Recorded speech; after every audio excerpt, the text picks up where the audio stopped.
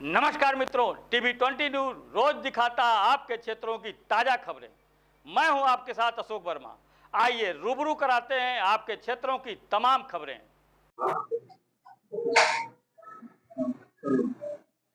विकसित भारत की जो बदलती तस्वीर है, उसमें आजमगढ़ जैसे शहर आज एक अपना पदचिन्ह छोड़ रहे हैं। इस बदलाव की हवा में सबसे बड़ा जो दायित्व है वो है हमारे विद्यालयों का, कॉलेजेस का।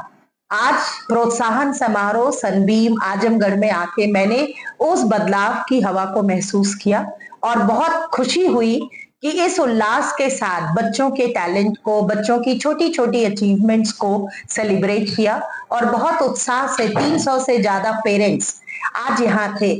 और जब वो पेरेंट्स अपने बच्चों को देख रहे थे, तो हर अभिभावक की आंखों में भविष्य का वो सपना था कि आज मेरा बच्चा इस प्रांगण में, सनबीम के प्रांगण में ऐसा कुछ सीख रहा है जो उसको एक उज्जवल भविष्य देता है, एक उम्मीद की किरण देता है। आज मैंने यहाँ क्लास 8 से 12th तक के बच्चों के साथ बात करी। मैं एक मनोवैज्ञानिक हूँ और एमबीए कॉलेजेस में जब हमसे कहा जाता है कि मैम आप बच्चों के व्यक्तित्व को सुधार दीजिए, इनको किसी इंटरव्यू या जॉब प्लेसमेंट के लिए तैयार कर दीजिए, तो मैंने हमेशा महसूस किया है कि ये कोई क्विक फिक्स नहीं है। हमें बच्चों के अंदर अगर कुछ बदलना है, कुछ उनके अंदर बनाना है, तो इसकी शुरुआत हमें स्कूल के लेवल से करनी चाहिए। तो मुझे आज बहुत खुशी हुई, बच्चों ने बड़े अच्छे प्रश्न पूछे, बच्चों में बहुत उत्साह दिखा और बच्चे आजमगढ़ में रहते हुए भी ये महसूस नहीं कर रहे हैं कि वो किसी छोटी जगह में है।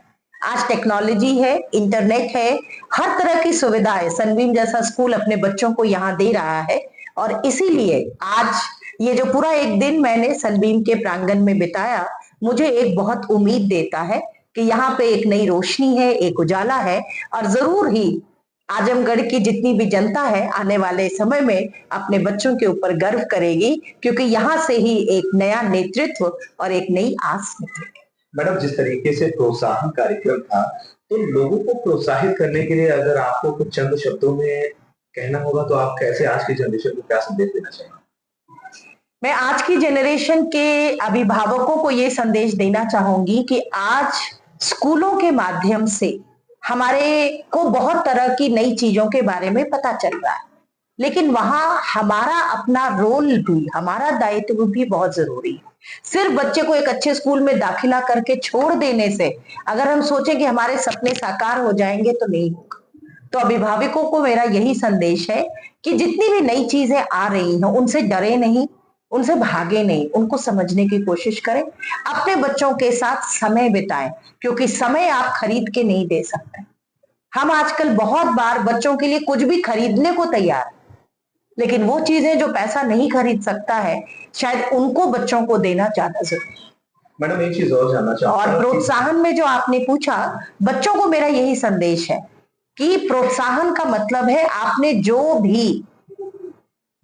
आपने जिस तरह का भी प्रयास किया उसके लिए हम आपको प्रोत्साहित करते हैं।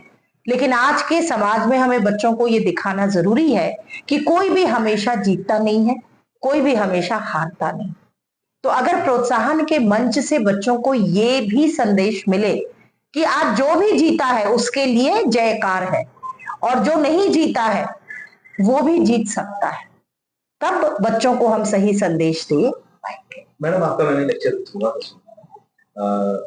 आपने एक बात कही है कि आजकल के बदलते परिवेश में जो डिजिटल की बात आपने की है, आपके प्रेजेंटेशन में मैंने सुना है, उसको किस तरीके से आज के परिवेश में उसको इम्प्लीमेंट में लाने की जरूरत है। जिस तरीके से आजकल के बच्चे डिजिटल दुनिया की तरफ अग्रसर हो रहे हैं, वो कितना बड़ा इफेक्टिव चैलेंज होने वाला है? देखिए, ये ऑलरेडी बहुत बड़ा चैलेंज है, क्योंकि डिजिटल अपने आप में बहुत सशक्त माध्यम है।